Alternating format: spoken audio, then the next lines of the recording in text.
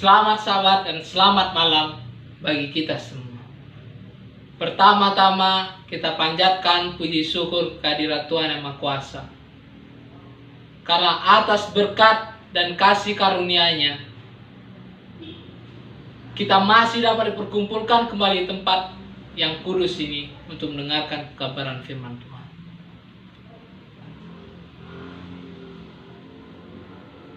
Sebelum kita akan mendengarkan kabar firman Tuhan, terlebih dahulu kita tundukkan kepala kita, kita siapkan hati dan pikiran kita untuk lebih dekat, untuk lebih fokus mendengarkan kabar firman Tuhan yang saya sampaikan dari depan ini. Mari kita tunduk kepala. Allah Bapa kami yang berada di dalam surga, terima kasih atas segala pimpinan penyertaan Tuhan, sehingga pada malam yang indah ini Tuhan masih memberikan kami nafas kehidupan, kesehatan, sehingga kami dapat berkumpul kembali untuk mendengarkan akan pekabaran firman Tuhan. Tuhan, berkati juga hamba yang kami menyampaikan pekabaran firman Tuhan ini. Biarlah apa yang kami sampaikan sesuai dengan kehendak Tuhan.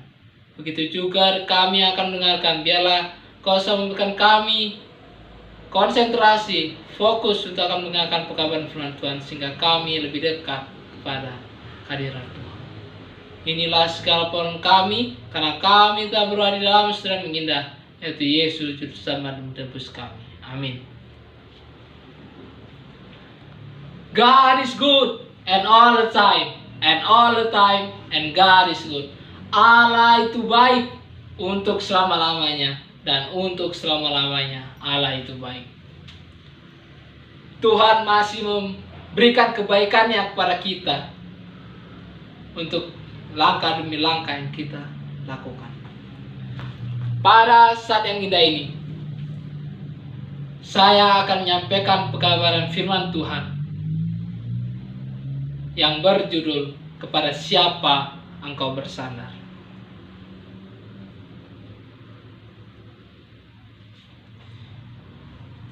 Ada sebuah ilustrasi.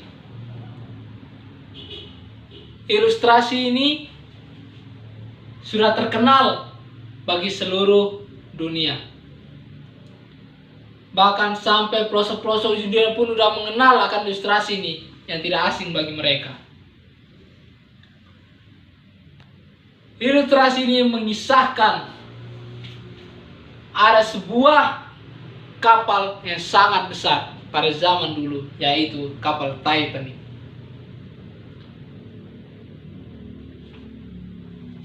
Kapal ini sangat besar, tidak ada yang bisa nandingi. Pada suatu hari,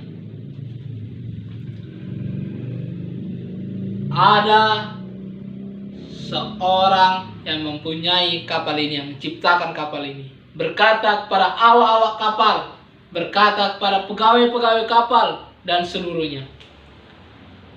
Dia berkata bahwa kapal ini tidak ada yang bisa menenggelamkan. Bahkan sekalipun Tuhan saja tidak mampu menenggelamkan kapal ini. Dari situ kita bisa melihat bahwa kesombongan dari seorang yang mempunyai kapal tersebut. Pada malam hari, pada tanggal 14 April 1912 sampai 15 April 1912, di pertengahan jalan itu, kapal itu menabrak sebuah gunung es. Mereka ingin berlayar ke kota New York City. Tetapi pada saat di pertengah perjalanan, kapal ini menabrak sebuah gunung es pada jam 23:40. Kita bisa melihat bahwa bagaimana kesombongan seorang pria yang mempunyai kapal tersebut. Dengan kesombongannya itu ada akibat yang dia terima, yaitu kapalnya tenggelam. Dan di ceritanya ada seorang yang meninggal dunia di kapal tersebut.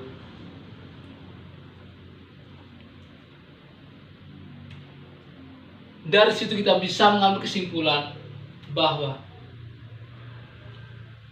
kita tidak mampu mengandalkan kekuatan kita. Kita tidak mampu menyandarkan diri kita kepada manusia. Tetapi kita sandarkan diri kita, beban kita pada Yesus. Apa definisi bersandar? Menurut Kamus Besar Bahasa Indonesia, bersandar adalah berbaring. Bersandar, baring, menyandari, atau menyandarkan, atau membaringkan. Ketika kita mau membaringkan tubuh kita, meletakkan tubuh kita, ketika kita mau beristirahat di tempat tidur, sandaran kita adalah sofa.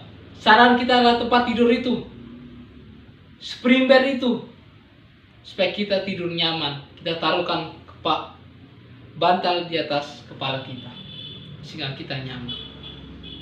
Begitu juga dalam kehidupan kita. Ketika kita dan beban-beban kita serahkan kepada Tuhan, maka kita akan terdapat hidup yang nyaman. Kita anggapkan bahwa spring bed itu, tempat tidur itu adalah Yesus Kristus. Kita meletakkan badan kita meletakkan beban kita di pangkuan Yesus, sehingga kita dapat menjadi Rasul-Rasul Paulus modern.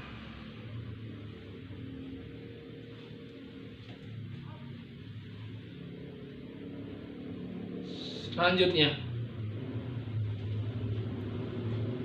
ketika kita mengalami masalah, kepada siapa kita bersandar? Apakah kita kepada sahabat kita bersandar pada mereka? Apakah kepada pacar kita sandarkan hidup kita kepada mereka? Apakah kepada suami atau istri kita sandarkan hidup kita? Tetapi biarlah kita sandarkan hidup kita ke dalam tangan Yesus. Seringkali sahabat kita, pacar kita, suami kita, istri kita, walaupun kita sering merangkul mereka, kita sering menyayangi mereka, tapi suatu saat pasti mereka akan mengecewakan kita. Tapi kalau kita menyerahkan hidup kita ke dalam tangan Yesus, pasti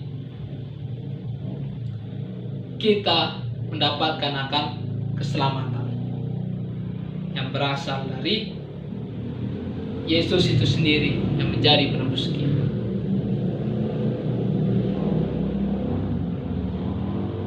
Kita tidak sanggup, kita tidak mampu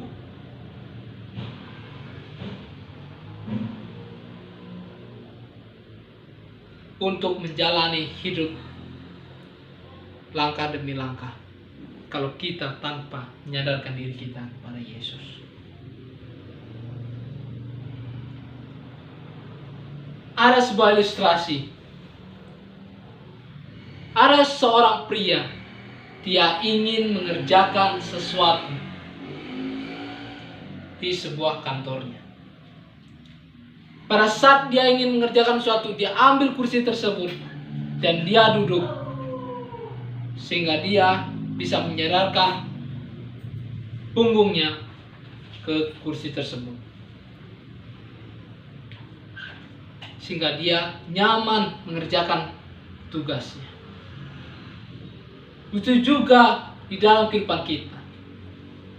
Ketika kita mau duduk, kita sandarkan punggung kita ke bangku tersebut, maka kita akan nyaman. Bangku itu adalah kita menganggapkan bahwa Yesus Kristus, bagaimana kita membaringkan punggung kita ke pangkuan Yesus, sehingga kita bisa menerima kan keselamatan.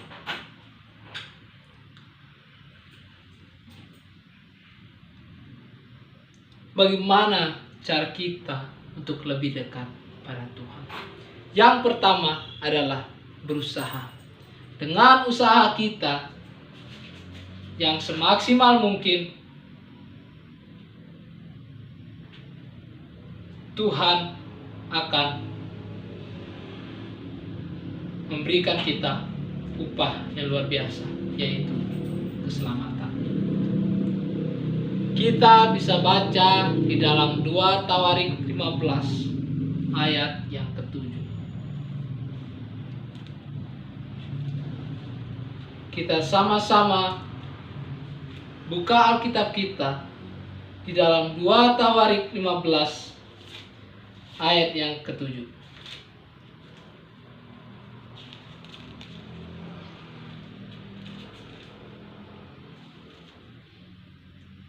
Berbunyinya demikian. Tetapi kamu ini, kuatkanlah hatimu. Jangan lemah semangatmu, karena ada upah bagi usahamu.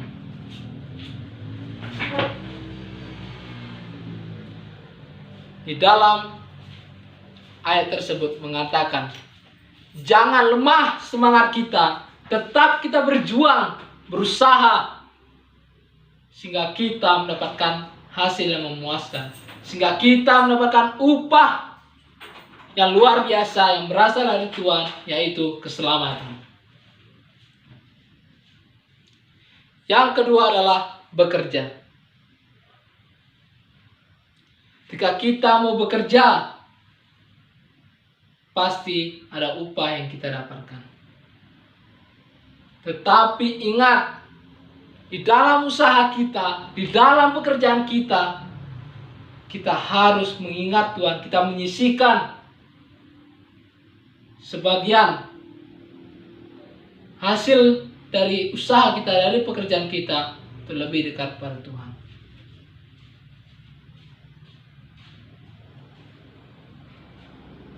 Yaitu kita menyisihkan perpuluhan kita.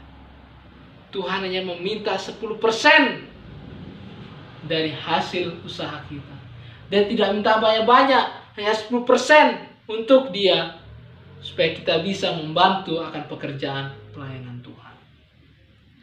Kita bisa baca di Amsal 21 ayat yang ke-25. Kita sama-sama kembali lagi membuka kitab kita di dalam Amsal 21 ayat yang ke-25.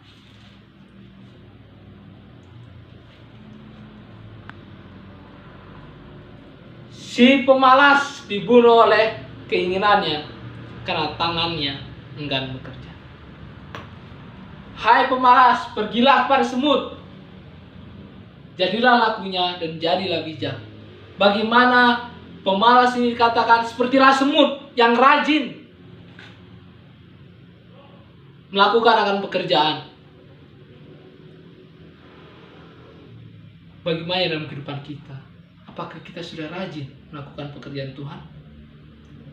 Apakah kita sudah melaksanakan apa yang Tuhan perintahkan pada kita? Yang terakhir adalah berdoa. Kita bisa baca di dalam 1 Tesalonika 5:17. Tetaplah berdoa. Yesus mengatakan di dalam Alkitab, yaitu tetaplah berdoa. Yesus mengingatkan kita, masuklah ke kamarmu, tutuplah pintunya, sehingga kita masuk di kamar itu tersembunyi. Kita meminta permohonan kita kepada Tuhan, apa yang kita pergumulkan. Janganlah kita berdoa seperti orang munafik yang di pinggir-pinggir jalan, di tikungan jalan. Tetapi kita masuk ke kamar kita, kita tutup pintu kamar kita, kita berdoa kepada Tuhan, Tuhan, inilah menjadi permohonan saya. Apa solusinya terbaik bagi hidup saya? Apa solusinya yang saya harus lakukan dengan masalah ini? Tuhan, tolong Tuhan. Sehingga pada saat kita katakan amin, Tuhan akan membukakan jalan sehingga esok hari kita bisa melihat akan jalan tersebut. Semuanya itu kita tujukan pada Yesus Kristus. Hasil kita, usaha kita, pekerjaan kita, dengan komunikasi kita, kita harus serahkan pada Yesus. Kita melihat perjalanan bangsa Israel menuju tanah Kanaan.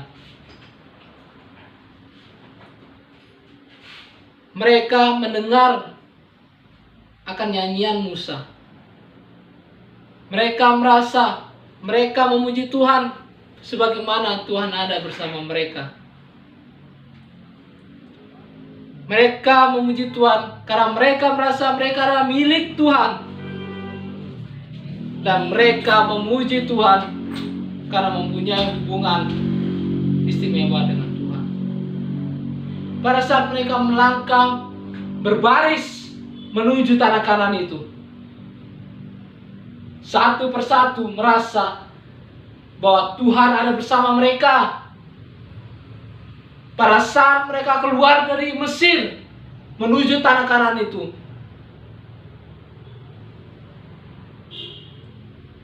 dari pertama mereka melangkah keluar dari Mesir itulah mereka merasa bahwa Tuhan selalu hadir bersama mereka. Mereka merasa bahwa mereka adalah milik Tuhan. Mereka merasa bahwa mereka mempunyai hubungan yang istimewa dengan Tuhan.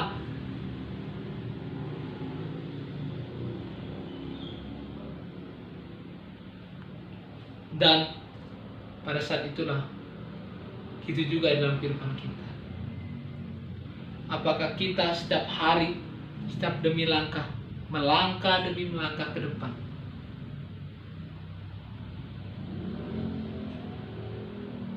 kita merasa bahwa Tuhan itu hadir dalam hidup kita? Apakah kita mau menjauh daripada Tuhan?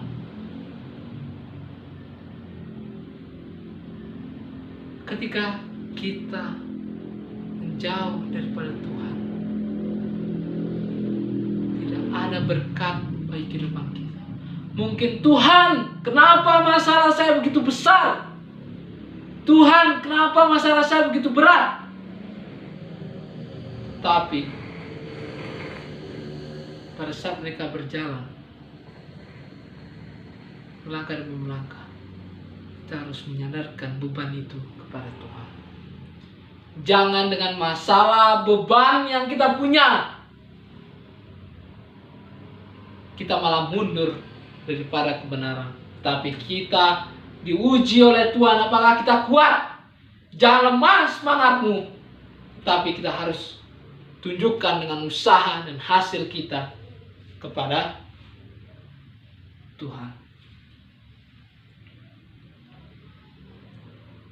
Mengapa kita harus bersandar kepada Tuhan? Yang pertama, apa yang tidak mungkin bagi Allah, bagi kita, mungkin bagi Allah. Apa yang tidak mungkin bagi kita, mungkin bagi Allah.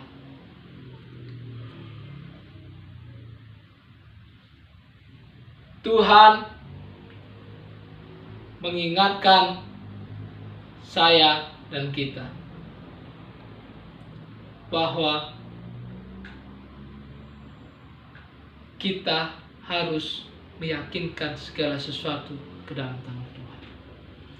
Mungkin saya merasa, aduh, saya melakukan pendidikan ini, saya tidak sanggup, tidak mungkin saya bisa lulus dari tempat ini. Tetapi pada saat kita jalani kita merasa bahwa itu adalah mungkin bagi Allah. Yang kedua, ada hal-hal yang baik yang Allah sediakan bagi kita. Ketika kita mau bersandar pada Yesus Kristus, kepada kita mau menyerahkan hidup kita kepada Tuhan, ada sesuatu hal yang baik yang Tuhan telah sediakan bagi kita. Banyak berkat yang diberikan pada kita. Kita melihat perjalanan bangsa Israel dari tanah Mesir menuju tanah Kanaan. Mereka merasa bahwa Tuhanlah punya milik mereka. Tuhanlah selalu hadir dalam setiap kehidupan mereka. Itu juga dalam kehidupan kita. Kita harus rasakan bahwa Yesus selalu hadir di dalam setiap kehidupan kita.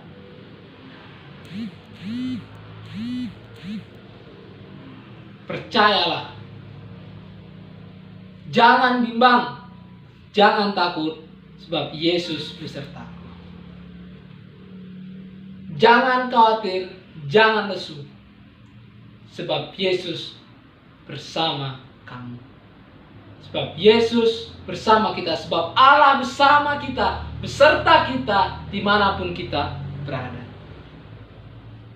Yang ketiga adalah karena Yesus adalah juru selamat dan penebus manusia.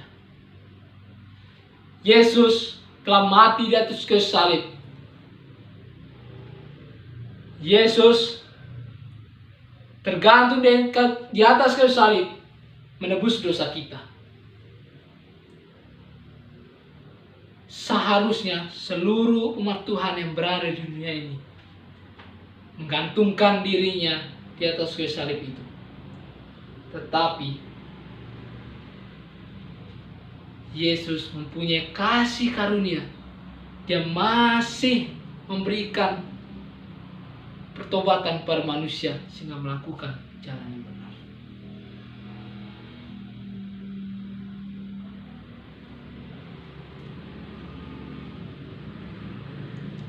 Yeremia 9 ayat yang ke-23.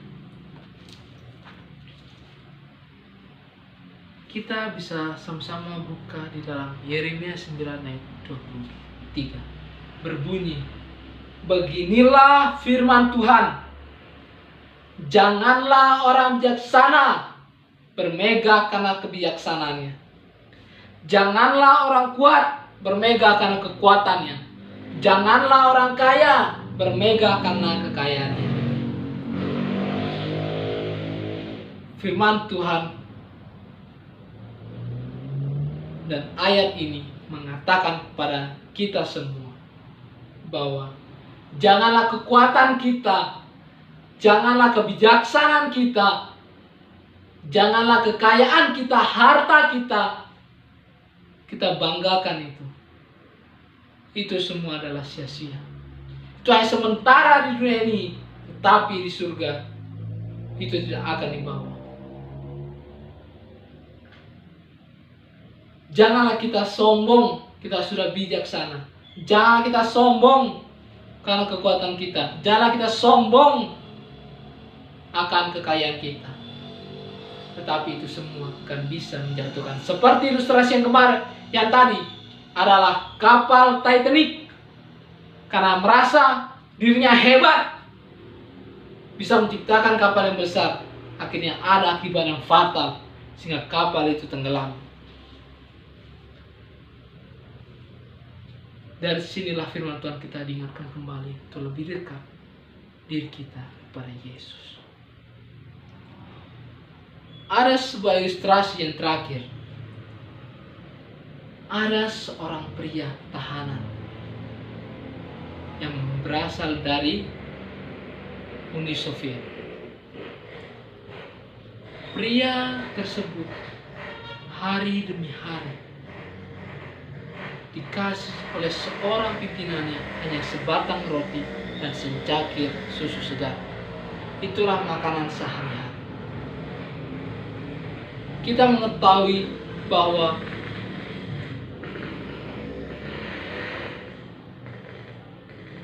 sebatang roti adalah menjadi tahanan hidup bagi seorang pria tersebut. Dengan berjalannya waktu, pada saat dia telah melaksanakan pekerjaan dari tahanan tersebut, dia naik ke tempat tidurnya. Dan ia berkata dalam hati, ketika saya bangun, saya akan lapar nanti malam.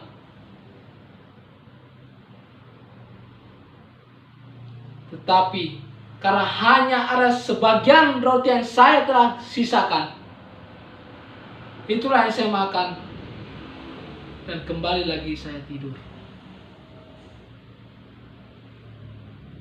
Bagaimana dia merasakan bahwa sandarannya hanya sebagian roti tersebut.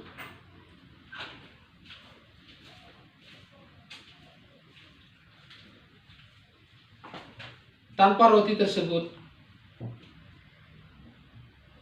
dia tidak bisa apa-apa. Tapi percayalah, Tuhan selalu memberikan yang terbaik mungkin. Kutipan Ellen G. White mengatakan, kita diperingatkan agar jangan menaruh harapan pada manusia, dan janganlah membuat manusia menjadi sandaran kita. Suatu kutuk ada diucapkan bagi semua orang yang berbuat demikian. Testimony to Ministers, halaman 307.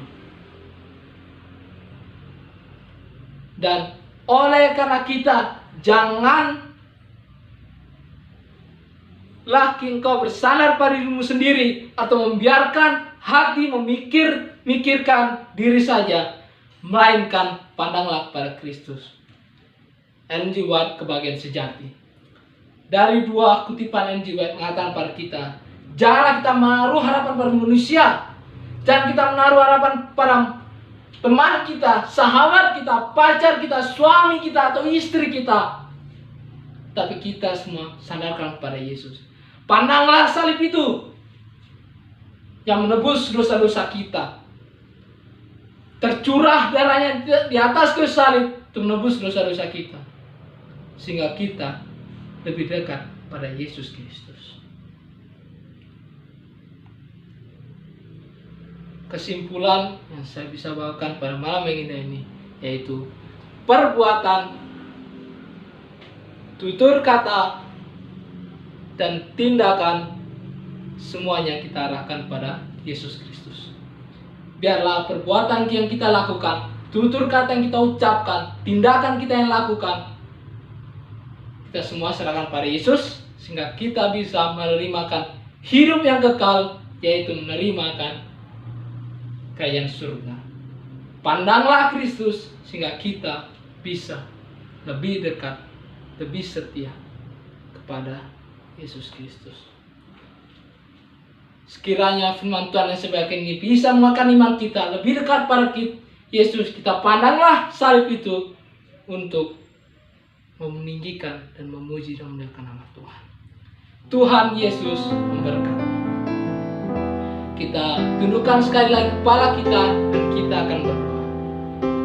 Allah Bapa kami yang bertata di dalam kerajaan surga, terima kasih atas segala pimpinan penyertaan Tuhan, sehingga pada sahabat yang indah ini, pada malam yang indah ini, Tuhan masih memberikan kami kesehatan, Tuhan masih memberikan kami nafas kehidupan, sehingga kami lebih dekat kepada Yesus Kristus. Percayalah bahwa Tuhan jadi kehidupan kami. Percayalah kehidupan kami, supaya kami lebih dekat pada Yesus Kristus. Biarlah kami merasakan bahwa Yesus selalu hadir dalam kehidupan kami, sehingga kami bisa memandang salib itu untuk lebih dekat pada Yesus. Tuhan, ampunilah akan dosa-dosa kami, sehingga kami layak di hadapan Tuhan. Berikanlah pertobatan yang luar biasa yang Tuhan berikan dalam kehidupan kami, sehingga kami lebih dekat pada Yesus. Tuhan, biarlah doa-doa yang hamba sampaikan ini Engkau jawab tepat pada waktunya, sehingga kami bisa menerapkan akan firman Tuhan yang telah kami dengarkan. Bapa, sebentar kami melakukan segala aktivitas kami pada malam nanti, sekiranya Tuhan memberkati. selalu memberikan yang luar biasa kekuatan, kesehatan, supaya kami lebih dekat dengan Tuhan. Bapa, kami serahkan satu hari ini ke dalam tangan Tuhan yang menjadi juru selamat. Karena kami telah berada dalam satu nama indah, yaitu Yesus Juru Selamat dan Gusti. Amin.